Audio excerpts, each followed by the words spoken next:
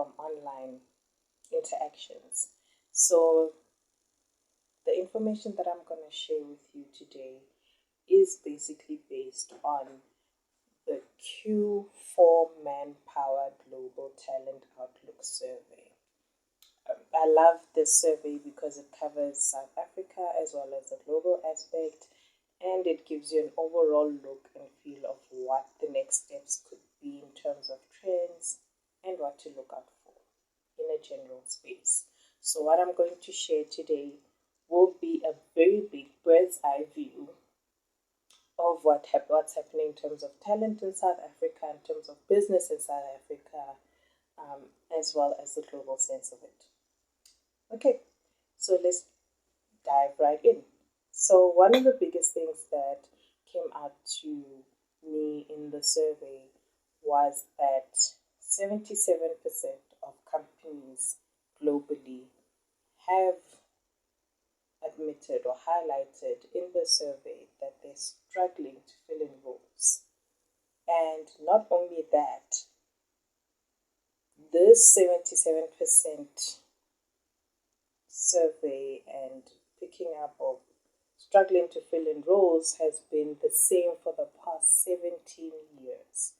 I suggest, in the sense that if something is 17 years old, I would believe that by now a lot of organizations, a lot of people would have the sense, the drive, the understanding of what's been happening and how to actually move on.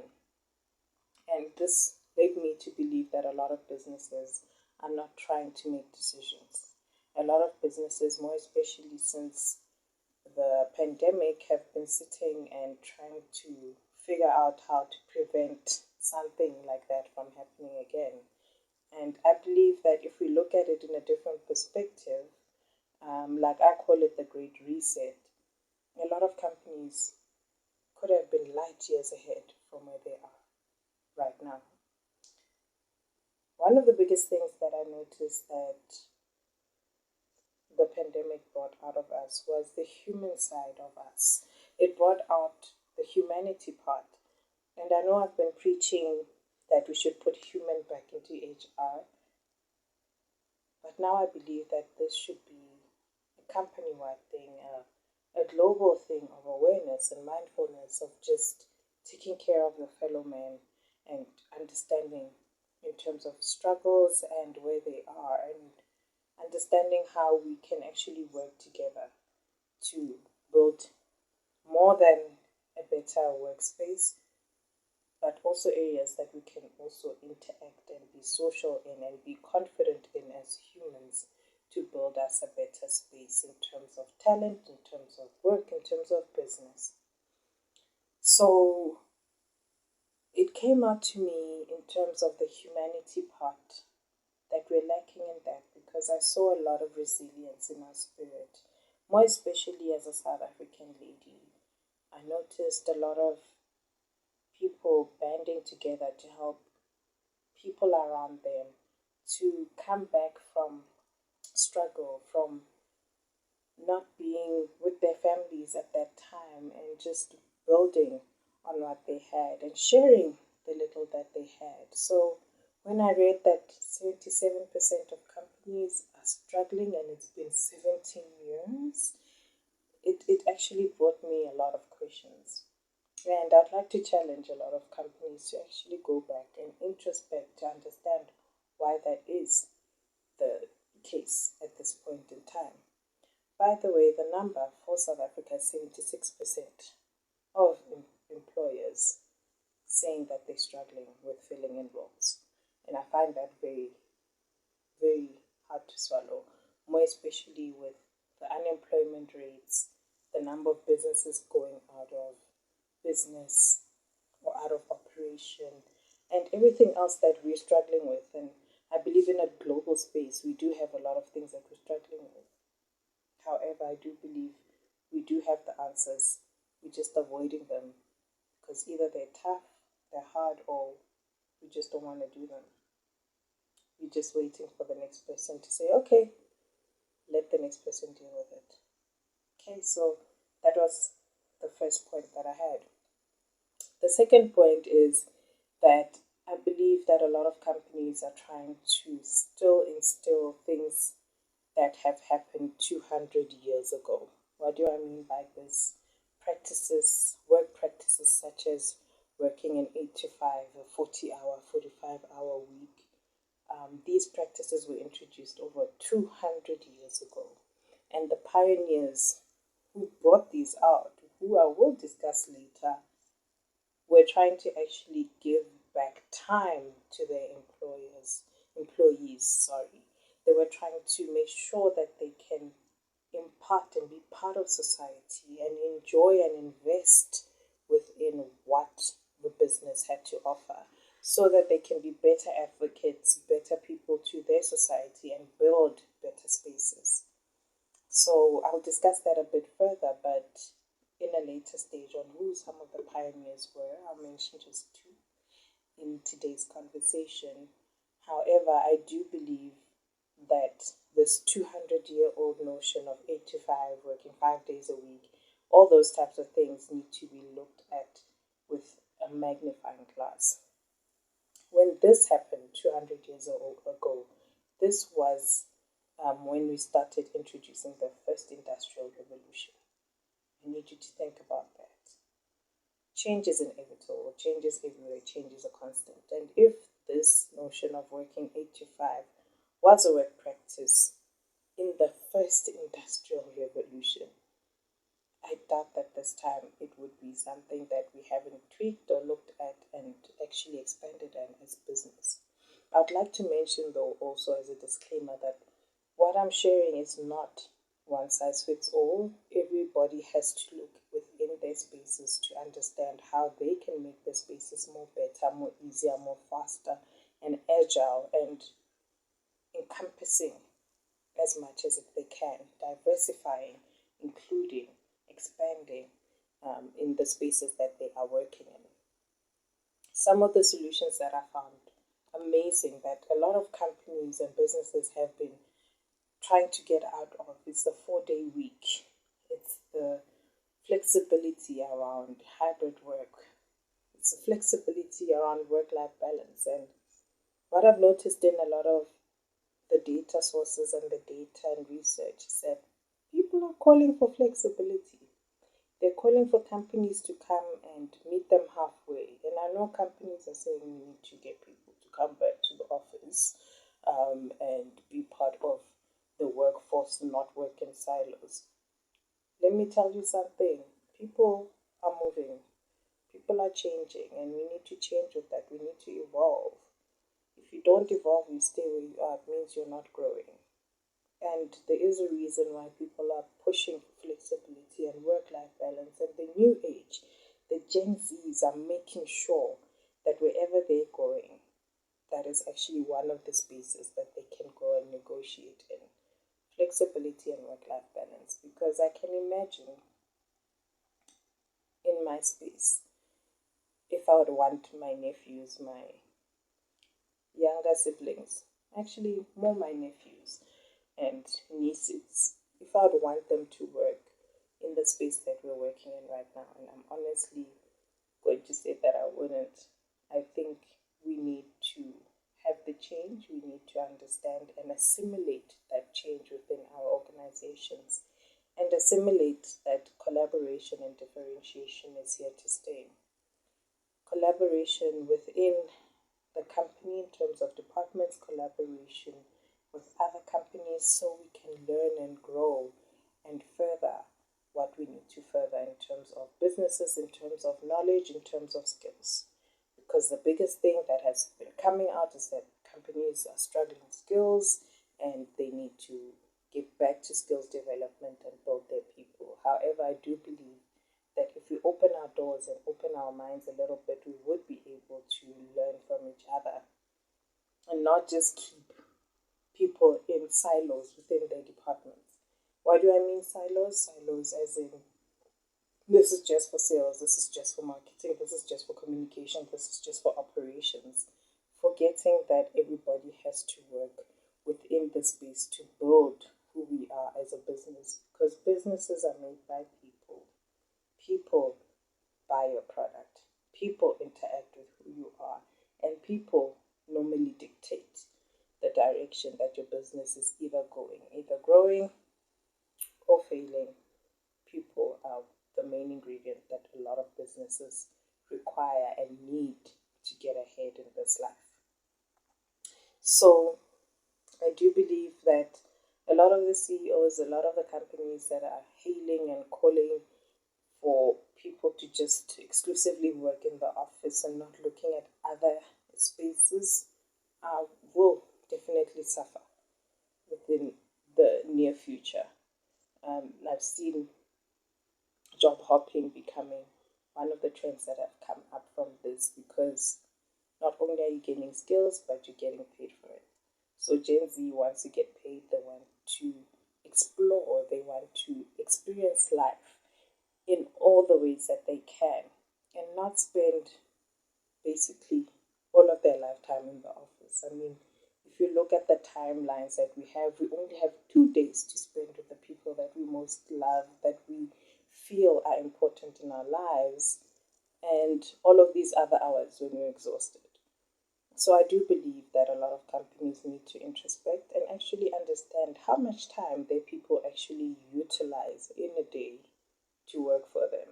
And also be fair in terms of compensation, because just because someone uses 3 hours or 4 hours to do what another person could do in 8 to 12 hours does not mean that that person should be paid the same way.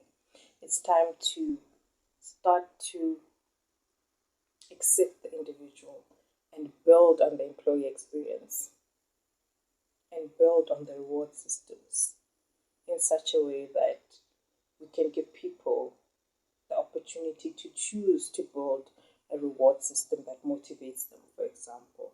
I will share with you on that a little bit later.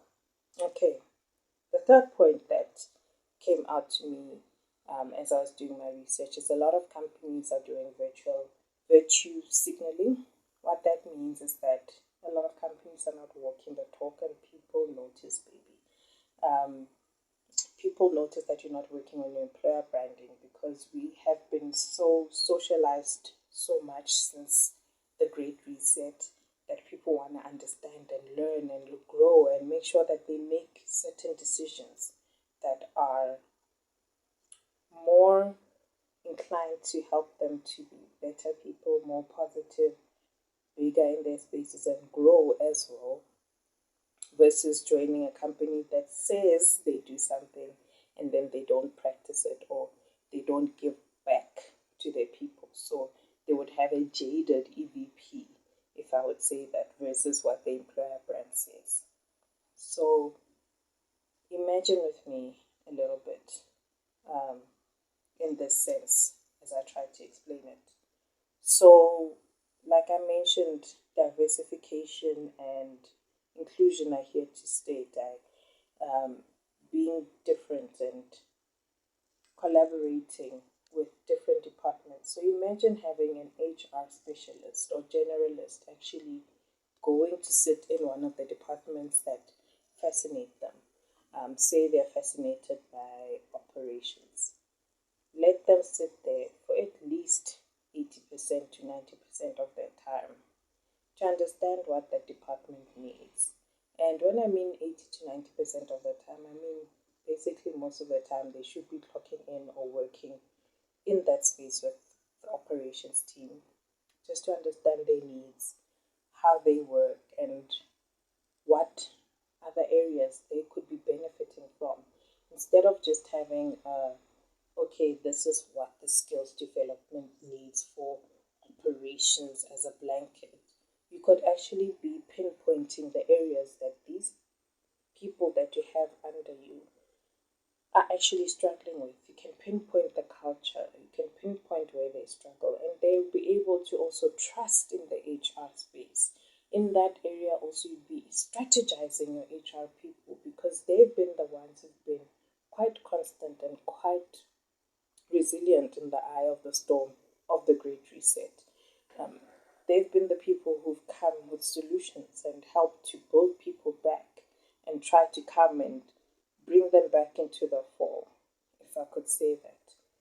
I'm not discounting what middle managers have been doing because they also have a different war, a different battle, a different space. However, I do like to highlight the HR people because we tend to sideline them.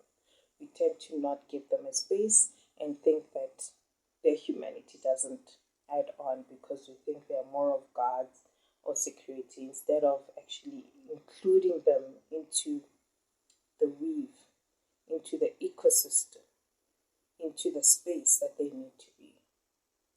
So it's high time that companies try and look at their diversification and give the underdog a chance to show you and prove to you what makes them who they are, and to show you that they came in here maybe having a law degree and they're in the call center, but you're not looking at them because you're looking for somebody who already has this, but you already have some of the skills within you.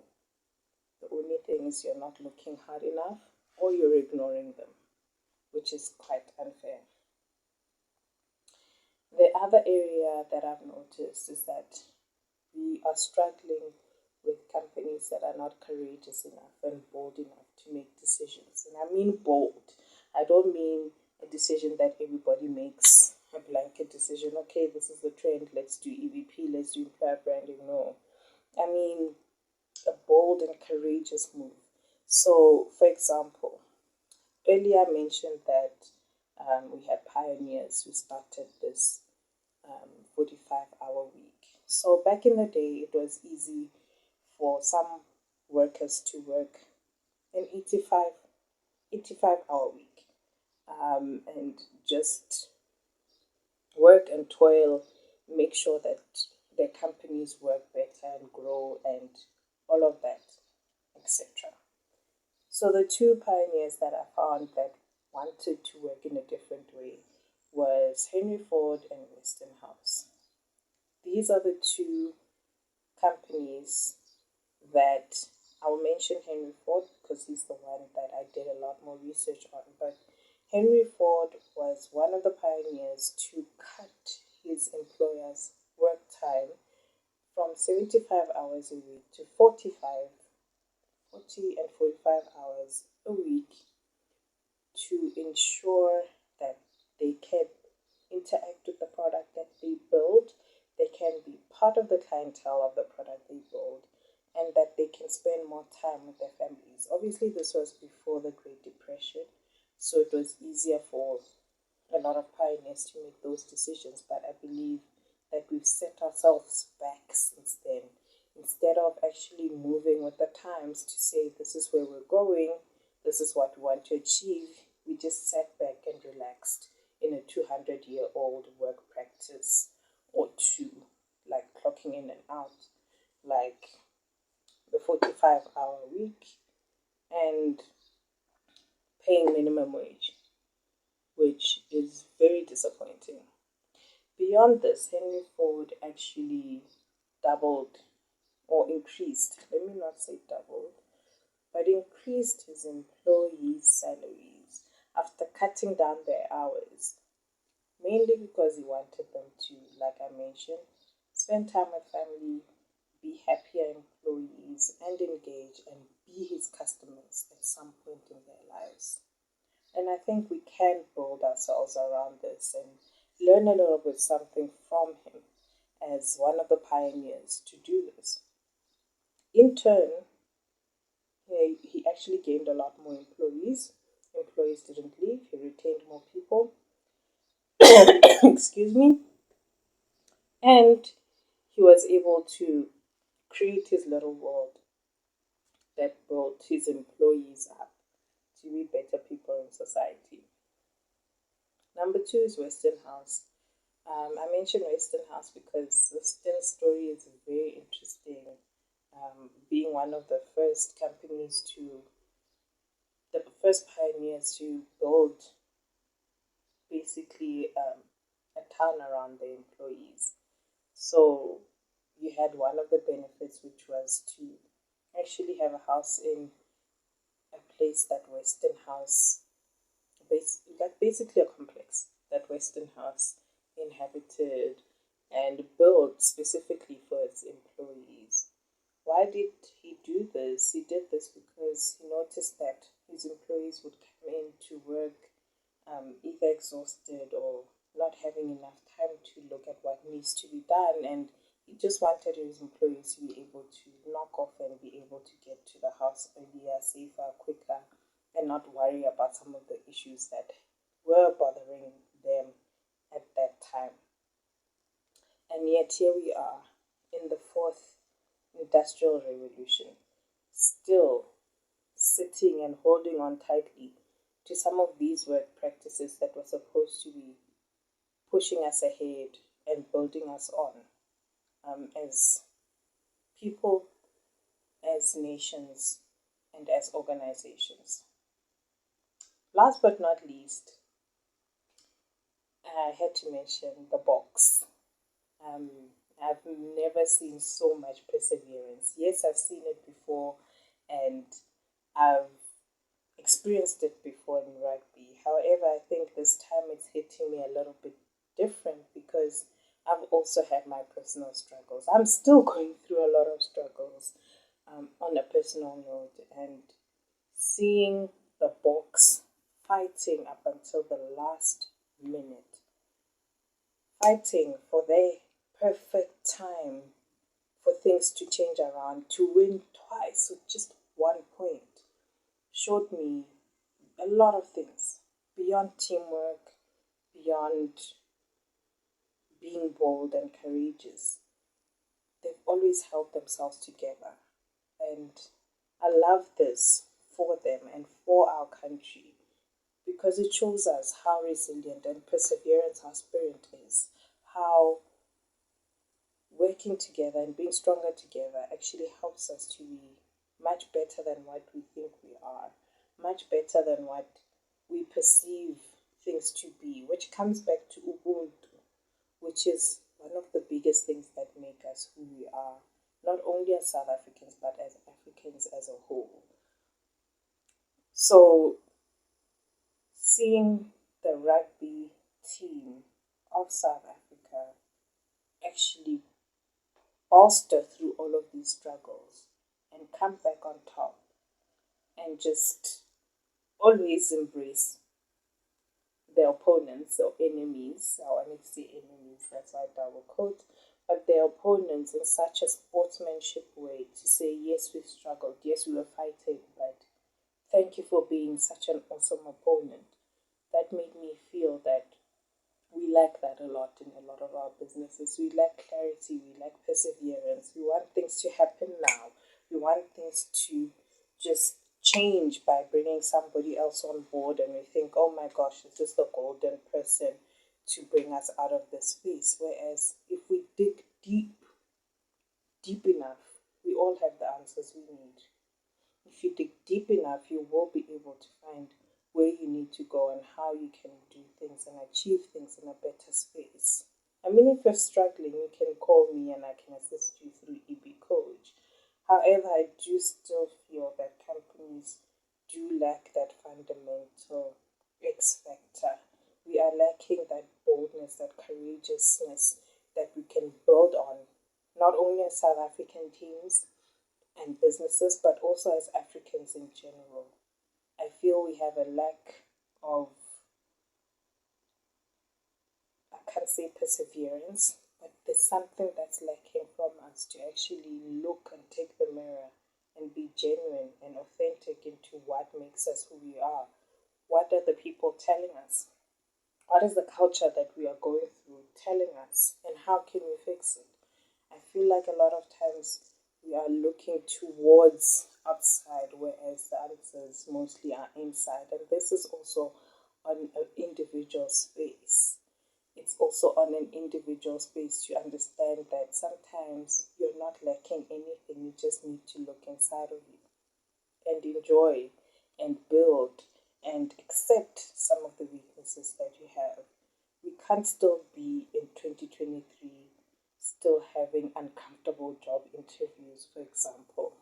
I mean, one of my former colleagues had a brilliant article. I'll put her profile link here on how we can move ahead from the resume space. We can move ahead and use what we have in terms of AI and what we have in terms of technology to get ahead. Basically, merging the traditional with the new, because we're already in the new age. And I don't understand why we are not using the new nuggets that we have. We still have ATS systems and things like that. I think that somebody's life can be explained, life's work, in just a 2-pager, 3-pager resume. Whereas people are more complex and transformative, and I believe all of us would want to be treated differently. It's just now the unemployed versus the employed, the different perspectives just clashing somewhere and not trying to merge and grow and understanding to and be a beautiful thing and be this beautiful ecosystem that we can all benefit from. Beyond that, I do believe that we do have it within us, in as much as some of the things I've been saying have been maybe a bit scary, maybe a little bit questionable. I do challenge individuals and businesses to look within and challenge the work practices, challenge what you don't understand, and build yourself to be the person or company that we all need. Because we're all going through the space where awareness is becoming the biggest thing, mindfulness, mental health, work life balance. We don't want to be spending most of our times sitting in front of a computer and missing, for example, your children's recital. Those types of things happened many years ago, and it's time to change. It's time to grow. Those types of things were mostly for people who were working in factories back in the day.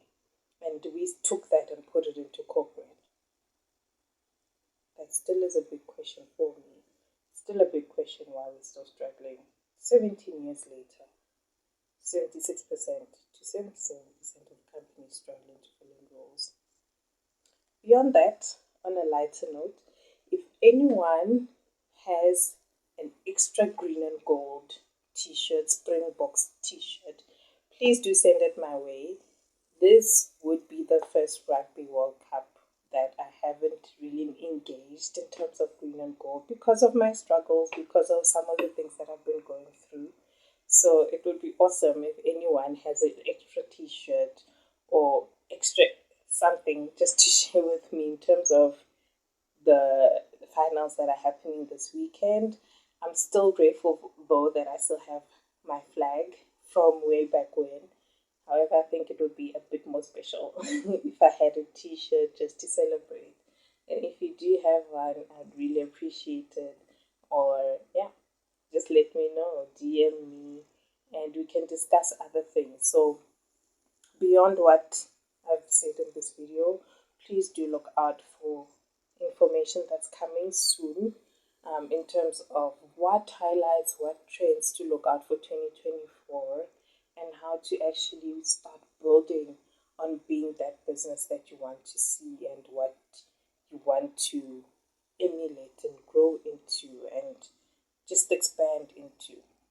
Otherwise, DM me for more information. Check EB Coach out with a K, EB